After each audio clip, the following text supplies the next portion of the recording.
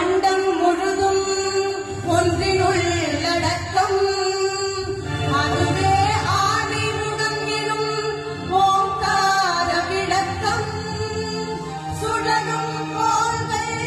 அவன் சொல் கேட்கும் அவனை தொழுதால் போதும் நல்லதே நடக்கும் ஆதிமுகனை தொழுதால் நவக்கிரகங்களும் மகிழும் நல்ல